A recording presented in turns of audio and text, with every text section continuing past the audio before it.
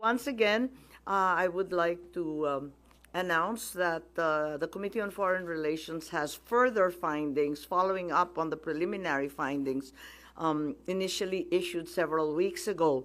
Matapos ang tatlong hearing, tatlo na naman ang aming findings at natuklasan. Unang-una, ang pag-aresto at pagsuko kay dating Pangulong Rodrigo Duterte sa ICC ay klarong may motibong politikal. May malinaw na pattern na kung saan may malalaking kaganapang pampolitika bago ang mahahalagang pahayag at aksyon ng administrasyon kaugnay sa ICC. Makaraang magsimulang magpahayag si PRRD ng mga batikos laban sa People's Initiative o sa pagpapalit ng ating saligang batas, sumagot ang ating Pangulo na ang Pilipinas ay isang open country at kikilos lamang ang gobyerno kung may illegal na gagawin ng ICC.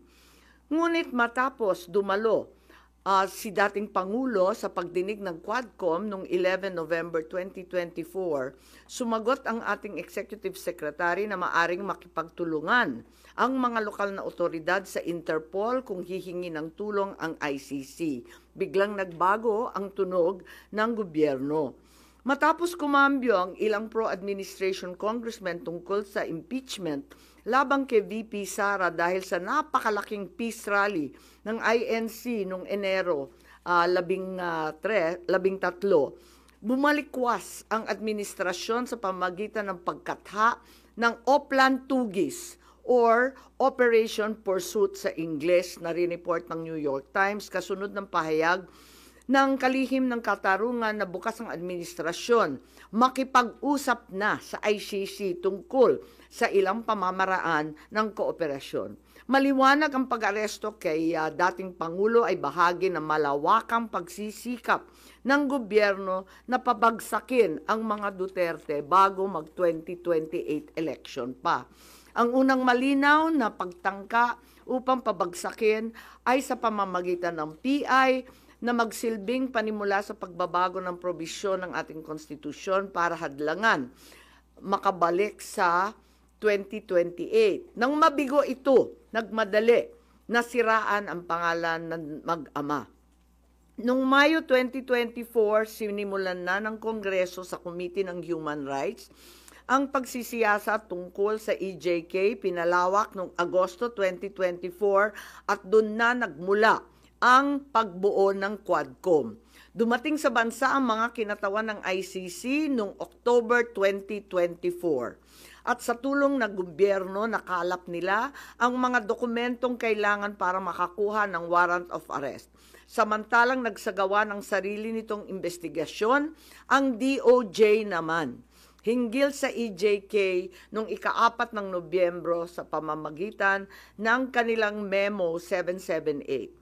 Dahil nananatili pa ring banta si VP Sara kahit wala na ang tatay niya, nagsagawa naman ang Kamara ng investigasyon sa confidential funds ng OVP at sa huli na-impeach si VP. Napatunayan ang motibong politikal na napag-aresto sa turnover kay PRRD sa pamamagitan ng mid-election final campaign sprint action plan ng Lakas CMD noong nagtipon-tipon ang matataas ng opisyal noong petsang 22 ng Abril. Nakaraang ilang linggo lamang, inilarawan ang mga nagawang mga Oplan Horus, isang operasyon na inilunsad noong Abril 2024 na naglalayong pabagsakin ang dalawang Duterte. Sa bahagi ng action plan, How to Attack, tinukoy ng ilang ahensya ng gobyerno, kabilang ang PNP, Kamara ng Kinatawan, sa nakipagtulungan ng dating Senador Antonio Trillanes upang tulungan ng ICC prosecutor makakuha ng warrant sa pag-aresto ng dating Pangulo. Binanggit din na nakuha ang kinakailangan boto para sa impeachment ni VP sa pamamagitan ng paggamit ng tinatawag na soft projects katulad ng AIX, AKAP at TUPAD. Doon naman sa bahaging following strategies and moves, tinukoy na kailangan pabilisin ang impeachment ni VP Sara at makakuha ang boto sa Senado sa pamamagitan na naman ng pamimigay ng proyektong for later release or yung mahiwagang FLR bilang gantimpala sa tamang bumotong mga senador. Ikalawa, may magkakaugnay na pagtatangkang pagtakpan ang mga detalye at motibo sa likod ng pag-aresto ng dating Pangulo. May cover-up. Habang nagpapatuloy ang unang pagdinig, tumanggi si DILG Remulla na magsalita.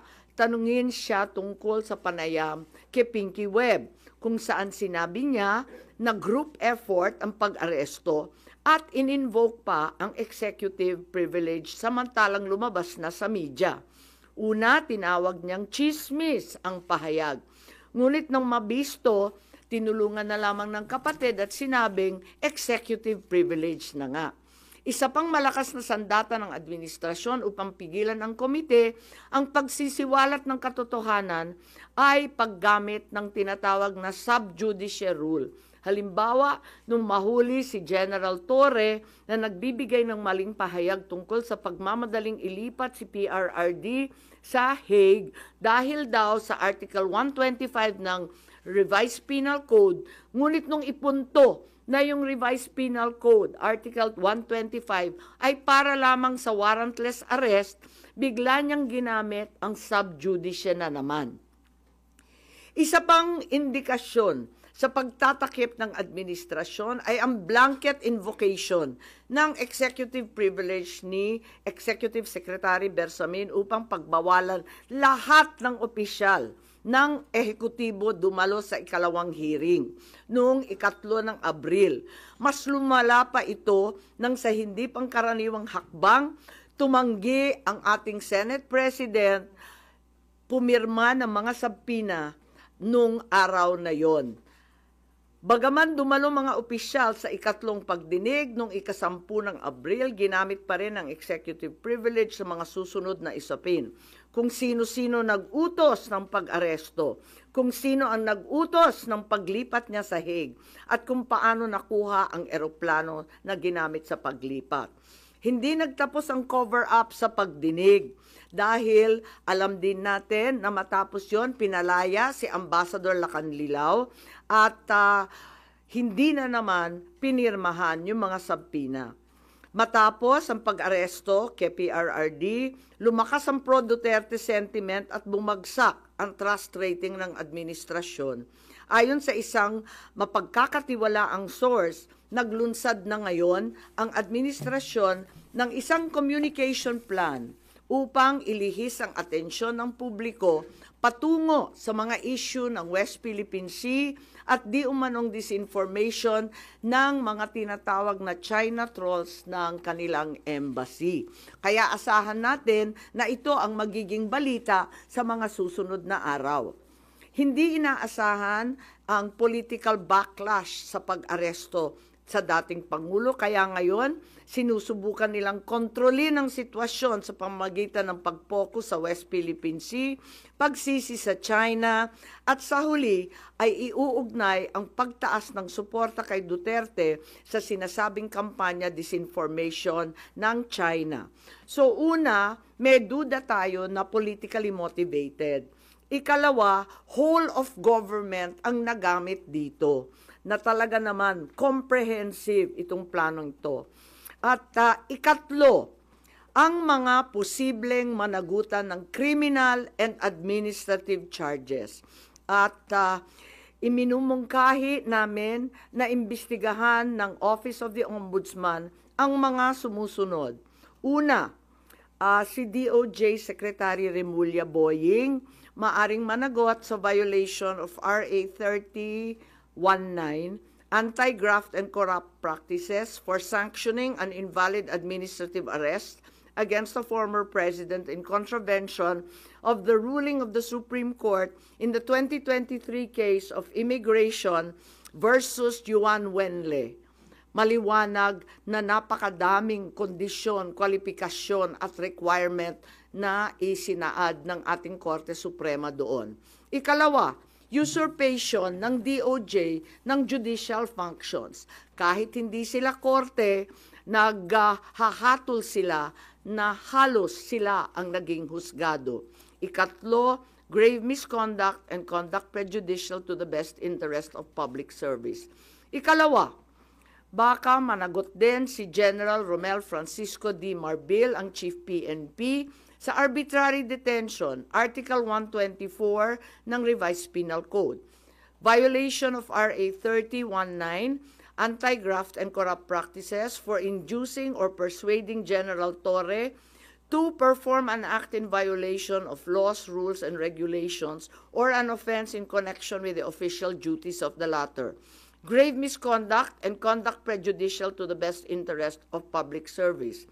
Andito rin sa mga nakalista at ayon din sa payo ni dating Supreme Court Justice na nagpayo sa atin na malahil si SILG Secretary John Vic Remulla ay maakusahan din ng arbitrary detention katulad nung iba. Violation of 319 for inducing General Torre and Marbil to perform an act in violation of the Constitution and our laws. Ikatlo, grave misconduct and conduct prejudicial to the best interest of public service. Ang ikaapat na maaring patawan din ng kaso ay si General Nicolas Torre III. Maaring managot sa arbitrary detention. 2 counts of arbitrary detention, not only against the former president, but also against former Executive Secretary Medialdea. Ikalawa, violation of RA 7439 for not allowing the former president to be visited by VP Sara, both his daughter and his named counsel, and for forcing the former president's lawyers to leave him.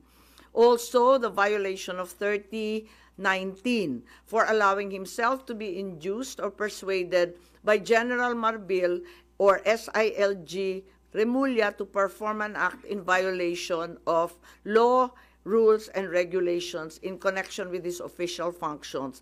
Grave misconduct and conduct prejudicial to the best interest of public service ay maaari ring ipataw laban kay General Torre. Ikalima, Ambassador Marcos V. Lacanilao. Maaring managot sa usurpation of official functions, Article 177 of the Revised Penal Code, pagsisinungaling sa ibang kaso at perjury sa ilalim ng Article 183 of the Revised Penal Code, false testimony in other cases, and perjury in solemn affirmation under Article 183 of the Revised Penal Code, at conduct prejudicial to the best interest of the service. So ito ang further findings namin. Hindi ko masara yung investigasyon kasi marami pa ring mga issue katulad ng sinong tumulong sa ICC, yung tungkol sa eroplano na nanatiling bukas at masalimuot.